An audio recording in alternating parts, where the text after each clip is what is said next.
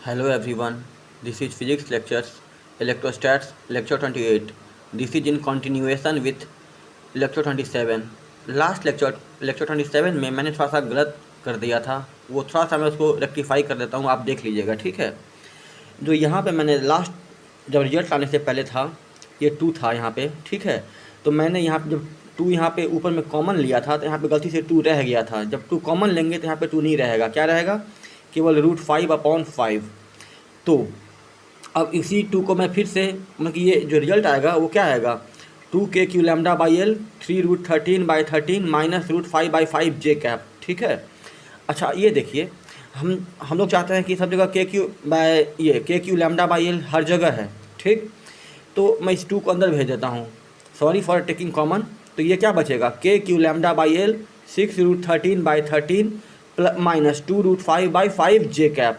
तो एफनेट का वैल्यू आ जाएगा k⁴ 16√5/5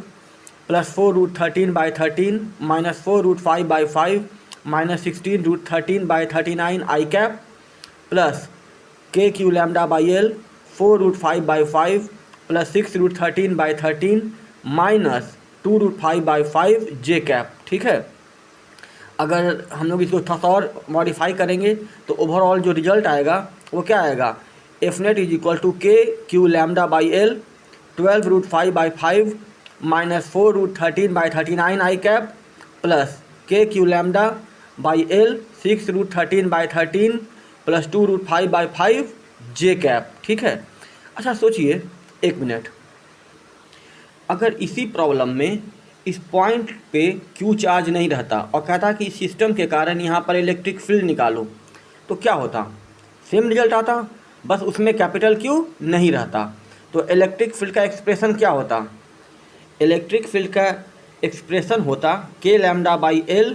12√5/5 -4√13/39 I cap plus k⁴L 6√13/13 +2√5/5 J cap, ठीक है।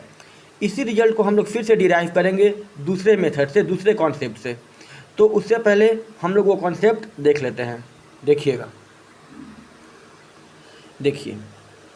हम लोगों को निकालना है electric field due to uniformly charged wire, यानी कि रॉड या वायर एक ही बात है। सपोज कि ये AB एक रॉड है या वायर है जिसका लीनियर चार्ज डेंसिटी लैम्डा है, कोई पॉइंट P है यहाँ पर, जिसका कि जो यहाँ पर डाले हैं P से डाले हैं परपेंडिकुलर इस रॉड पे, तो ये परपेंडिकुलर और ये लाइन यहाँ से एंगल θ1 बना रहा है, और ये पार्ट यानी कि ये लाइन और इस लाइन के बीच का एंगल θ2 है, यानी कि रॉड का इधर का पार्ट जिस पॉइंट पे इलेक्ट्रिक फील्ड निकालना है वहाँ पर एंगल θ1 बना रहा है, और दूसरा पार्ट परपेंडिकुलर का राइट साइड वाला पार्ट जहाँ पे इलेक्ट्रिक फील्ड निकालना है वहाँ पे एंगल θ2 बना रहा है। पॉइंट P का परपेंडिकुलर डिस्टेंस रॉड AB या वायर AB से स्मॉल r है और लीनियर चार्ज डेंसिटी लैम्डा है। हम लोगों को पॉइंट P पे निकालना है इलेक्ट्रिक फील्ड। तो हम लोग क्या करते हैं, ध्यान से देखिएगा, हम लोग क्या करते हैं, यहाँ से जहाँ से P से डाले हैं परपेंडिकुलर उसके फुट से x डिस्टेंस पर dx थिकनेस का एक एलिमेंट कंसिडर कर लिए हैं और इस लाइन को यहाँ से मिला दिए हैं और ये एंगल मान लिए हैं थीटा। तो यहाँ इस स्मॉल एलिमेंट के कारण D जो होगा इलेक्ट्रिक फील्ड इस लाइन के लॉन्ग होगा, उसका 2 कंपोनेंट होगा। अगर ये थीटा है तो ये भी थीटा होगा, वर्टिकली अपोजिट एंगल, ऊपर की ओर लगेगा DY और इधर लगेगा DEX। तो EY का नेट वैल्यू कितना होगा, इंटीग्रेशन ऑफ DEY, और DY कितना होगा, D cos थीटा, ठीक है। अब D का मान कितना होगा, ऑफकोर्स k dq/, जो ये डिस्टेंस है उसका स्क्वायर, यानी कि वो कितना हो जाएगा, dq का मान हो जाएगा λdx, तो क्या हो जाएगा k⁴dx/r² + x², ठीक है। वो वैल्यू पुट कर दिए तो यहाँ पे क्या हो जाएगा, EY का value integration of k⁴dx r² + x² cos theta, x को मान लेंगे r tan थीटा। आप ट्रायंगल से भी वो देख सकते हैं कि x का वैल्यू होगा r tan थीटा, तो dx का वैल्यू कितना हो जाएगा r sec² theta d theta, ठीक है। तो इसको इंटीग्रेट करेंगे विथ प्रॉपर लिमिट्स EY के लिए, ठीक है। तो लोअर लिमिट क्या होगा, इस लाइन को मान लें है रेफरेंस, इधर होगा लेफ्ट साइड -θ1, इधर हो जाएगा +θ2, तो लिमिट्स क्या हो जाएगा -θ1 to θ2 k⁴r dx का मान डाल दिए हैं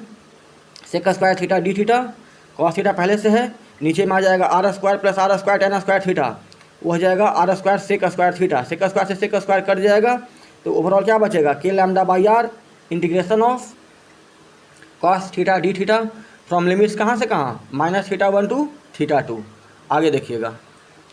तब कॉस का इंटीग्रेशन हो जाएगा साइन थीटा, लोअर लिमिट कितना होगा minus theta 1, upper limit theta 2, तो वैल्यू कितना हो जाएगा साइन थीटा 2 माइनस साइन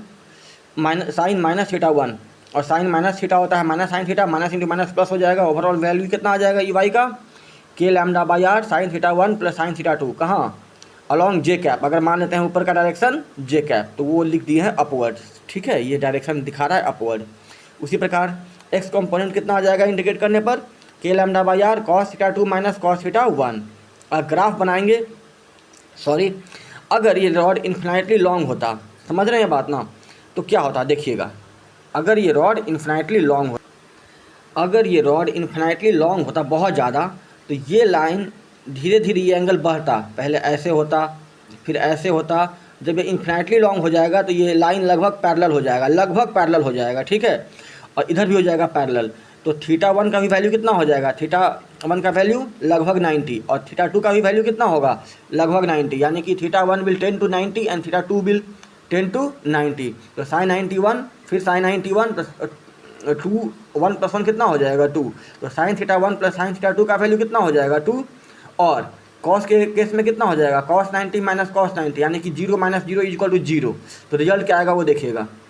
तो जो हम लोग को ई नेट मिलेगा नेट इलेक्ट्रिक फील्ड वो क्या हो जाएगा,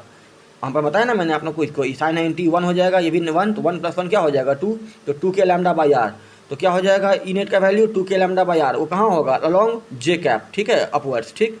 और एक्स कॉम्पोनेंट 0 हो जाएगा because cos 90 0 sine cos 90 0 minus 0 0 0 into something 0। तो अगर इसका ग्राफ बनाएंगे ई वर्सेज आर का तो वो बनेगा ऐसा एक्सपोनेंशियली डिक्रीजिंग फंक्शन, ठीक है, इसको और बोलते हैं, बस आप इतना याद रखिए ये ग्राफ बनता है is inversely proportional to R का। अब हम लोग प्रॉब्लम देखते हैं,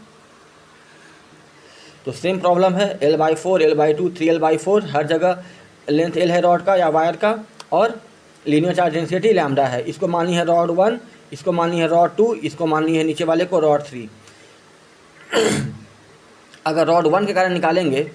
तो हम लोग जानते हैं कि ये जो है यहाँ पर परपेंडिकुलर बाइसेक्टर पर है ये पॉइंट, ठीक है, तो ये एंगल थीटा है, ये भी थीटा है और ये भी थीटा है, तो थीटा 1 और थीटा 2 दोनों क्या हो गया है थीटा,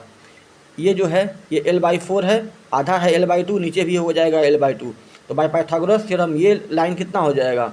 रूट अंडर L/4 का स्क्वायर प्लस L/2 का स्क्वायर, उसका वैल्यू कितना आ जाएगा √5/L, तो Ex का वैल्यू कितना हो जाएगा K lambda by R sine theta 1 plus sine theta 2, यानी कि 2 साइन थीटा, और साइन का मान कितना होता है परपेंडिकुलर बाय हाइपोटेनस, तो इस ट्राइंगल के लिए परपेंडिकुलर कितना होगा L/2 और हाइपोटेनस कितना होगा √5L/4, तो ओवरऑल कैलकुलेट कर देंगे तो कितना आ जाएगा वैल्यू 16√5 के lambda by 5L I cap, क्योंकि इसका इलेक्ट्रिक फील्ड यहाँ पर इधर होगा because it is positively charge rod, ठीक है। और अगर बात करेंगे ई वाई का तो क्या हो जाएगा cos theta minus cos theta, यानी कि 0, और 0 इंटू समथिंग इज 0, ठीक है, तो रॉड 1 का केवल और केवल इलेक्ट्रिक फील्ड होगा अलॉन्ग आई कैप, कितना होगा 16√5 के lambda by 5L I cap. अब निकालेंगे हम लोग रॉड 2 के कारण, रॉड 2 के लिए देखिएगा, तो ये डिस्टेंस है 3L/4, ये डिस्टेंस है L/2, तो हाइपोटेनस कितना हो जाएगा L/2 का स्क्वायर प्लस 3L/4 का स्क्वायर, वो कितना आ जाएगा √13L/4, ठीक है। तो Ex क्या होगा के लैम्डा बाई आर, आर का मान कितना है 3L/4 2 साइन थीटा, ठीक है, साइन का मान कितना हो जाएगा परपेंडिकुलर बाय हाइपोटेनस, तो इस ट्राइंगल के लिए परपेंडिकुलर कितना है L/2 और हाइपोटेनस कितना है √13L/4, वो वैल्यू डाल देंगे, और कहाँ होगा डायरेक्शन नेगेटिव एक्स एक्सिस, यानी कि माइनस आई कैप, कैलकुलेट करेंगे तो कितना आ जाएगा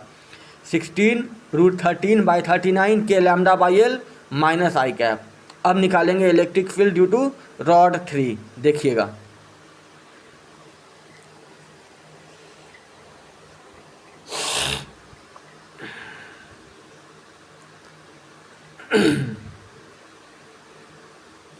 रॉड 3 के लिए देखिएगा, ये डिस्टेंस है L/4, ये डिस्टेंस है 3L/4, ये डिस्टेंस है L/2, इसको बोल दिए हैं एंगल थीटा 1, इसको बोल दिए हैं एंगल थीटा 2, ठीक है। तो AP नाम दे दिए हैं इसका AB, तो ए पी कितना हो जाएगा Pythagoras theorem, root under L/4 का square plus L/2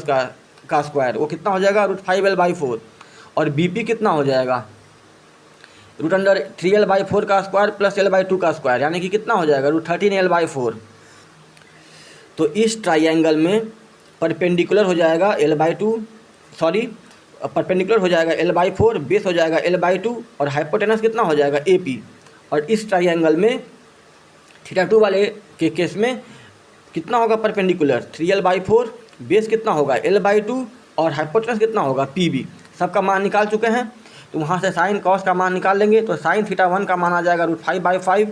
cos theta का मान आ जाएगा 2√5/5, साइन θ2 का मान आ जाएगा 3√13/13 और कॉस θ2 का मान आ जाएगा 2√13/13। आगे देखिएगा, तो EY जो हो जाएगा वो कितना होगा k λ/r sign θ1 plus sign θ2, सबका वैल्यू पता है, डाल दिए √5/5 3√13/13, कहाँ होगा डायरेक्शन J कैप। तो ओवरऑल जो वैल्यू आ जाएगा वो कितना हो जाएगा k λ/L 2√5/5 plus 6√13/13 J cap. इसको मान लिया थर्ड इक्वेशन। जो बाकी दोनों रॉड के कारण निकाले थे 1 और 2 के कारण, उसको माने थे इक्वेशन 1 और इक्वेशन 2। EX का मान कितना हो जाएगा k λ/r cos θ2 minus cos θ1, सबका वैल्यू पता है। तो 2√13/13 हो गया cos θ2 और cos θ1 कितना हो जाएगा 2√5/5।